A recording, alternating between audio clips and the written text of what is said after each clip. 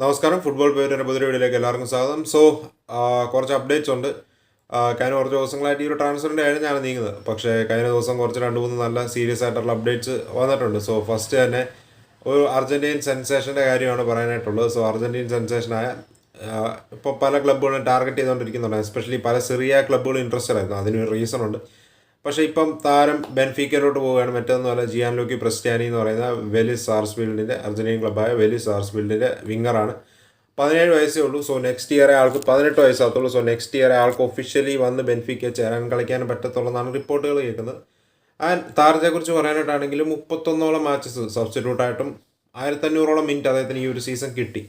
2 ഗോൾസേ അദ്ദേഹം അടിച്ചിട്ടുള്ളതെന്ന് പറഞ്ഞാൽ അദ്ദേഹത്തിൻ്റെ സ്റ്റൈൽ ഓഫ് പ്ലേ വളരെ ഇമ്പ്രസീവ് ആയിരുന്നു. വളരെ ഹ്യൂജ് ടാലൻ്റ് ആയിട്ട് പറയുന്നുണ്ട്. ആളൊരു ഓവറോൾ ഗെയിമിൽ, അതായത് ടീംമേറ്റ്സിന് ചാൻസസ് ഒക്കെ ക്രിയേറ്റ് ചെയ്യുന്നതിൽ നല്ലതാണെന്നാണ് പറയുന്നത്. പക്ഷേ ഈ ഒരു സീസണിൽ വെലിസിൻ്റെ കാര്യം നോക്കാനായിട്ടാണെങ്കിൽ അവർ 20ാമതാണ് ഫിനിഷ് ചെയ്തത്.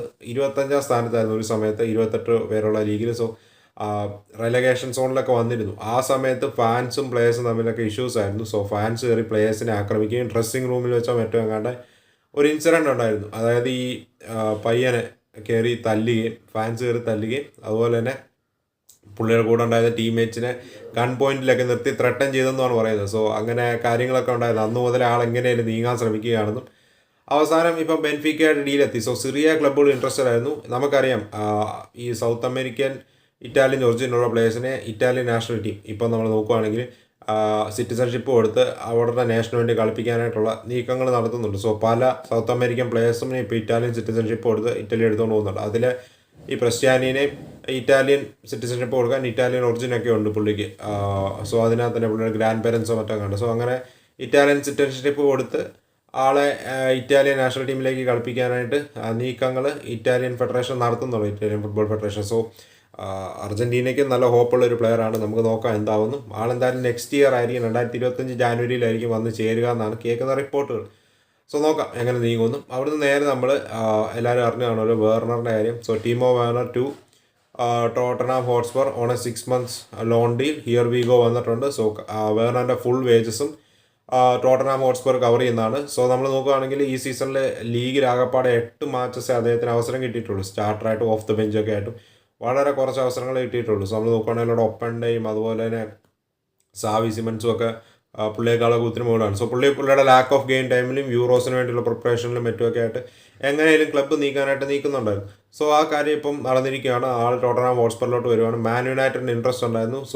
പക്ഷേ അവർ ഈ ഒരു സാൻജോ ഡീൽ നടക്കാത്തതിനാൽ തന്നെ, അതായത് അത് നടന്നതിന് ശേഷം കൺഫേം ചെയ്യാനായിട്ടോ മറ്റോ ഒക്കെ ഇരിക്കുക, ഏകദേശം ടോക്സ് തുടങ്ങാനായിട്ടോ സീരിയസ് ടോക്സിലേക്ക് കിടക്കാനായിട്ട് നിൽക്കുമായിരുന്നതായിരുന്നു റിപ്പോർട്ടുകൾ. പക്ഷേ വേർണർ വെയിറ്റ് ചെയ്യാൻ റെഡി ഇല്ലായിരുന്നു. ആൾക്ക് നല്ലൊരു ഓഫർ ടോട്ടൻഹാമിൽ നിന്നു. അദ്ദേഹത്തിന് ഫുൾ വേജസും ടോട്ടൻഹാം കവർ ചെയ്യും. പിന്നെ ഡേവിഡ് ഓൺസ്റ്റീനൊക്കെ റിപ്പോർട്ട് ചെയ്യുന്നത് 17 മില്യനും 20 മില്യനും ഇടയിലായിട്ടുള്ള ഒരു മാൻഡറ്ററി ഓപ്ഷൻ അല്ല, ഒരു ഓപ്ഷൻ ടു ബൈയും ഈ ഒരു ഡീലിൽ സമ്മറിൽ എക്സിക്യൂട്ട് ചെയ്യാനായിട്ട് ടോട്ടൻഹാമിന് പറ്റും. ടോട്ടൻഹാമിൽ നല്ലൊരു പെർഫോമൻസ് പുറത്തെടുത്താൽ ഡെഫിനറ്റ്ലി ടോട്ടൻഹാമിന് 17-20 മില്യൻ ഇടയ്ക്ക് 27 വയസ്സായ ടീമോ വേർണർ കൺഫേം ആക്കുന്നതിൽ തെറ്റ് കാണത്തില്ല. പക്ഷേ നമുക്കറിയാം പോസ്റ്റ്നോഗ്ലുവിന് അണ്ടർ വരുന്ന പ്ലേയേഴ്സ് എല്ലാം നല്ലപോലെ പെർഫോം ചെയ്യുന്നുണ്ട്.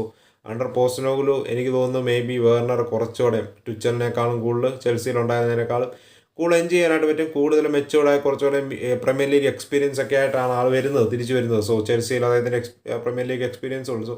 അണ്ടർ പോസ്റ്റ്നോഗ്ലു എനിക്ക് തോന്നുന്നു this might be a good signing. ശരിയാണ്, ഹ്യൂമിൻസൺ ഏഷ്യ കപ്പിന് ശേഷം തിരിച്ചു വരുമ്പോൾ അവിടെ ഫ്രണ്ടിൽ കുറേ ഓവർലോഡാവും. പക്ഷേ എന്നാലും ഓപ്ഷൻസ് ഉള്ളത് എന്തുകൊണ്ട് നല്ലതാണ്. വേർണർ തകർക്കുവാണെങ്കിൽ it will be a good buy എന്ന് തോന്നുന്നു. ആൾക്ക് 8 കളിയിൽ നിന്ന് 2 ഗോളേ ഉള്ളൂ ആപ്പാടെ ലീഗിൽ ഈ ഒരു സീസണിൽ. പക്ഷേ അദ്ദേഹത്തിന് മിക്കപ്പോഴും ഓഫ് ദ ബെഞ്ചൊക്കെയാണ് കൊടുക്കുന്നത്. മിനിറ്റ്സ് വളരെ കുറവേ കിട്ടിയിട്ടുള്ളൂ. നമുക്ക് നോക്കാം എങ്ങനെ ആവുമെന്ന്. ഈ ഒരു ഡീല് നല്ലതാണോ എന്ന് അഭിപ്രായം പറയാം. അവസാനമായിട്ട് പറയാനായിട്ടുള്ളത് ഹെൻഡർസൻ്റെ കാര്യമാണ്. നമുക്കറിയാം മുൻ ലിവർപൂൾ ക്യാപ്റ്റനായ ഹെൻഡർസൺ ഇപ്പോൾ അൽ ഇത്തിഫാക്കിലാണ് കളിക്കുന്നത്. അൽ ഇത്തിഫാക്കിൻ്റെ ക്യാപ്റ്റനാണ്. ജെറാഡാണ് അൽ ഇത്തിഫാക്കിൻ്റെ കോച്ച്. നമ്മൾ നോക്കുവാണെങ്കിൽ അവിടെ ഒരു വമ്പൻ 2 മാസമായിട്ട് അൽ ഇത്തിഫാക്കിന് ഒരു വിക്ടറി ഇല്ല. അവിടെ കോച്ചായ ജെറാഡ് അണ്ടർ പ്രഷറാണ്, സാക്ക് ചെയ്യപ്പെടുമെന്ന് പറയുന്നു. അതിനിടയിലാണ് ഇപ്പോൾ ഹെൻഡർസൻ്റെ ന്യൂസ് കേൾക്കുന്നത്. നമുക്കറിയാം ഹെൻഡർസൺ സൗദിയിലോട്ട് നീങ്ങിയതൊരു വിവാദമായിരുന്നു. കാരണം അദ്ദേഹം സപ്പോർട്ട് ചെയ്തിരുന്ന കാര്യമൊക്കെ അറിയാമല്ലോ. അതിനുശേഷം സൗദിയിൽ പോയതിന് ശേഷം ആൾക്ക് ഗാരറ്റ് സൗത്ത് ഗേറ്റ് ഗ്യാരണ്ടി കൊടുത്തിരുന്നു. അതായത് സൗദിയിലാണെങ്കിലും എവിടെ ആണെങ്കിലും യൂറോസിലുള്ള ടീമിൽ കാണും. കൂടാതെ പെർഫോമൻസ് ബേസ് ചെയ്ത് സൗദി പെർഫോം ചെയ്യാൻ ഉറപ്പായിട്ടും ടീമിലെടുക്കും. One of the Southgate's favourite ആണ്. ഇപ്പോൾ ആൾക്ക് യൂറോയിലുള്ള തൻ്റെ സ്പോട്ട് നഷ്ടപ്പെടുമെന്നൊരു പേടിയുണ്ട്, ഫസ്റ്റ് ഫാക്ടർ. പിന്നെ സൗദിയിലുള്ള ലൈഫ് പുള്ളിക്കും ഫാമിലിക്കും എൻജോയ് ചെയ്യാൻ പറ്റുന്നില്ല, അഥവാ പറ്റുന്നില്ല. കൂടെ ആ ക്ലബിലാണേലും ക്ലബിൻ്റെ പെർഫോമൻസ് വളരെ മോശമാണ്. കളികൾ കാണാനായിട്ട് ഫാൻസിൻ്റെ അറ്റൻഡൻസ് വളരെ കുറവാണ്. സോ ആള് വളരെ ഡിപ്രസ്ഡ് ആണ്, അഥവാ അവിടെ നിൽക്കാൻ താല്പര്യമില്ല എത്രയും പെട്ടെന്ന് യൂറോപ്പിലോട്ട്. ആൾക്ക് സൗദി ലൈഫ് സ്റ്റൈലുമായിട്ടും കൂടാതെ ക്ലബിലെ അറ്റ്മോസ്ഫിയറുമായിട്ടും പൊരുത്തപ്പെടാൻ പറ്റുന്നില്ല. സോ പുള്ളിയും പുള്ളിയുടെ ഫാമിലിക്കും യൂറോപ്പിലോട്ട് തിരിച്ചു വരാനായിട്ട് ആഗ്രഹമുണ്ടെന്നും സോ പുള്ളി തിരിച്ച് യൂറോപ്പിലോട്ട് വരാനായിട്ടുള്ള ക്ലബ്ബുകളെ സമീപിക്കുന്നുണ്ടെന്നും കേട്ട് റിപ്പോർട്ടുകൾ കേൾക്കുന്നുണ്ട്. സോ നമുക്കറിയാം ഫെർമീനോയും ഈ ഒരു സിറ്റുവേഷനിലൂടെ കടന്നു പോവുകയാണ്. ഫെർമീനോയ്ക്കും യൂറോപ്പിലോട്ട് തിരിച്ചു വരണം. പക്ഷേ ഈ രണ്ട് ക്ലബ്ബുകളുടെ സിറ്റുവേഷൻ തമ്മിൽ വ്യത്യാസമുണ്ട്. കാരണം അൽ അഹ്ലി ഫെർമിനോനെ വിടാൻ റെഡിയാണ്. അതായത് നല്ലൊരു പ്രപ്പോസലായിട്ട് വന്നാൽ, നല്ലൊരു പ്രപ്പോസൽ വേണ്ട, അവർക്ക് വിടാൻ റെഡിയാണ്. ഫെയർ ആയിട്ടുള്ളൊരു ഇതുമായിട്ട് വന്നാൽ അവർ വിടാൻ റെഡിയാണ്. പക്ഷേ അൽ ഇത്തിഫാഖിൻ്റെ കാര്യം അങ്ങനെയാണ്. അൽ ഇത്തിഫാഖ് നമുക്കറിയാം ഈ ഒരു ടോപ്പ് 4 അല്ല, അതായത് അൽ നാസർ, അൽ ഇത്തിഹാഡ്, അൽ ഹിലാല്, അൽ അഹ്ലി, ഈ 4 ക്ലബ്സാണ് അവിടുത്തെ ടോപ്പ് ക്ലബ്ബുകൾ. ഈ PIFൻ്റെ ഫണ്ടിങ് മറ്റൊക്കെ. സോ അൽ ഇത്തിഫാഖ് അതിൻ്റെ താഴെ വരുന്ന ലെവലിൽ വരുന്നതാണ്. സോ അവർക്ക് ലിമിറ്റഡ് ഫണ്ട്സേ ഉള്ളൂ. കൂടാതെ ഈ ഹെൻഡർസനെ കൊടുത്താലും അവർക്കാണെങ്കിൽ ഫണ്ട്സ് ഇല്ല റീപ്ലേസ്മെൻറ്റ് നടത്താനായിട്ടും മറ്റൊക്കെ. വളരെ ഷോർട്ടേജാണ് ഫണ്ട്സിൻ്റെ കാര്യത്തിൽ. ഹെൻഡർസൺ അത്രയ്ക്കും ലുക്രേറ്റീവായ ഒരു നല്ലൊരു പ്രപ്പോസൽ വന്നാൽ മാത്രമേ അവർ കൊടുക്കത്തുള്ളൂ. അഥവാ ഹെൻഡർസൺ ഒരു ബൈ ഓപ്ഷനായിട്ട് ആരെങ്കിലും വന്നാൽ, നമുക്കറിയാം ഫ്രീ ഏജൻ്റായിട്ടാണ്, ഓൾമോസ്റ്റ് ഫ്രീയിലാണ് ലിവർപൂൾ വിറ്റത്. പക്ഷേ ഒരു സെൽ ഓൺ ക്ലോസ് ഉണ്ട്. ഭാവി അദ്ദേഹത്തെ സെല്ല് ചെയ്യുവാണെങ്കിൽ അതിൻ്റെ ഒരു നല്ല ശതമാനം ഹെൻഡർസൻ്റെ സെയിൽസിൻ്റെ ലിവർപൂളിന് കിട്ടുമെന്നുള്ള ഒരു ക്ലോസ് ഉണ്ടെന്ന് കേൾക്കുന്നു. സോ ഒരു നല്ലൊരു ഓഫറുമായിട്ട് വന്നാൽ മാത്രമേ അൽ ഇത്തിഫാഖ് ഹെൻഡർസനെ വിൽക്കുന്ന കാര്യം ആലോചിക്കുന്നുണ്ട്. അല്ലാതെ ഫ്രീ ആയിട്ടോ ഒരു ചെറിയ ലോൺ ഡീലിനോ നല്ലൊരു ലോൺ എമൗണ്ട് കൊടുക്കാതെ വിടാനായിട്ട് അവർ ആഗ്രഹിക്കുന്നില്ല. കാരണം അവർക്ക് ഫൈനാൻഷ്യലി അത്രയും കൺസ്ട്രെയിൻസ് ഉണ്ട്. കൂടാതെ നമുക്കറിയാം ഹെൻഡർസൺ വമ്പൻ വേജസിലാണ് അവിടെ.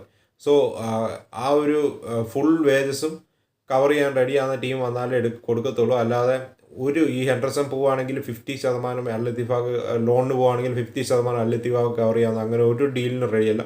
സോ അത് തന്നെയാണ് അൽ അഹ്ലിയുടെയും സ്റ്റാൻസ്. സോ ഫെർമീനോയുടെ കാര്യത്തിലും അൽ അഹ്ലിയുടെ സ്റ്റാൻസ് അത് തന്നെയാണ്. ഒരു പെർസെൻറ്റേജ് വേജസ് പോലും അവർ കവർ ചെയ്യത്തില്ല, ഈവൻ ലോൺ മൂവ് ആണെങ്കിൽ. സോ അതിനാൽ തന്നെ ഇപ്പം ഫെർമീനോ വേജ് കട്ട് എടുക്കാൻ റെഡിയാകുന്ന റിപ്പോർട്ട്സ് ഉണ്ട്. അതുപോലെ തന്നെ ഹെൻഡർസനും വേജ് കട്ട് എടുക്കാതെ ഒരു മൂവ് നടത്താൻ ബുദ്ധിമുട്ടാണ്. പക്ഷേ ഇപ്പോൾ അദ്ദേഹം ഏൺ ചെയ്യുന്ന വേജസ് പല ടോപ്പ് പ്ലേയേഴ്സും പ്രീമിയർ ലീഗിൽ ഏൺ ചെയ്യുന്നുണ്ട്. പക്ഷേ ഹെൻഡർസനൊന്നും അത്രയും വേജസൊന്നും ഒരു ക്ലബ്ബും കൊടുക്കാൻ പോകുന്നില്ല. കൂടാതെ ഒരു ടോപ്പ് ക്ലബ്ബും ഹെൻഡർസന് വേണ്ടി ഇനിയും പ്രീമിയർ ലീഗ് ടോപ്പ് ക്ലബ്സുകൾ വരുമെന്ന് തോന്നുന്നില്ല. സോ അതായത് നീങ്ങുവാണെങ്കിൽ ഡെഫിനറ്റ്ലി ഒരു വേജ് കട്ട് എടുക്കണം. കൂടാതെ അൽ ഇത്തിഫാഖിന് കൺസിഡറബിൾ ആയ ലോൺ മൂവ് ആണെങ്കിൽ ഒരു ലോൺ എമൗണ്ടും കൊടുക്കണം. അഥവാ സെയിൽസ് ആണെങ്കിൽ നല്ലൊരു എമൗണ്ടും കൊടുക്കേണ്ടി വരും. സോ അതിനാൽ തന്നെ കുറച്ച് ബുദ്ധിമുട്ടാണ് അദ്ദേഹത്തിന് ഈ ജാനുവരി നീങ്ങാനായിട്ട്. കാരണം പ്രീമിയർ ലീഗിൽ എനിക്ക് തോന്നുന്നു ഇപ്പം ഒരു ടോപ്പ് 10 ലെവൽ ടീമുകൾക്കാണേലും, അഥവാ ടോപ്പ് 6 താഴോട്ടുള്ള ഇപ്പോൾ ഫുള്ളാം പോലത്തെ, ക്രിസ്റ്റൽ പാലസ് പോലത്തെ, അല്ലെങ്കിൽ ഇവൻ നോട്ടിംഗ്ഹാം ഫോറസ്റ്റ് പോലത്തെ, ഷെഫീൽഡ് പോലത്തെ ടീമുകളൊക്കെ ആണെങ്കിലും ഹെൻഡർസനെ എടുക്കണമെങ്കിൽ ഒന്ന് ഹെൻഡർസൺ വേജ് കട്ട് എടുക്കണം. കൂടാതെ അൽ ഇത്തിഫാഖിന് ഒരു നല്ല എമൗണ്ടും കൊടുക്കേണ്ടി വരും, ലോണാണെങ്കിൽ പോലും. സോ അവർ ആ റിസ്ക് എടുക്കുമോ എന്നുള്ള കാര്യം ഡൗട്ടാണ്. പക്ഷേ ആൾ പുഷ് ചെയ്യുന്നുണ്ട്.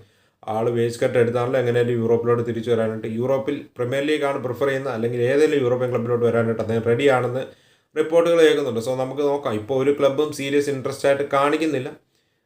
പക്ഷേ എന്തായാലും നമുക്ക് നോക്കാം കാര്യങ്ങൾ അങ്ങനെ പോകുന്നു. അപ്പോൾ ഇതൊക്കെയാണ് ഈ ഒരു 3 അപ്ഡേറ്റ്സുമായിട്ട് പറയാനായിട്ടാണ് വന്നത്. സോ അപ്പോൾ നമുക്ക് മറ്റൊരു വീഡിയോ കാണാം. അതുവരേക്കും ബൈ.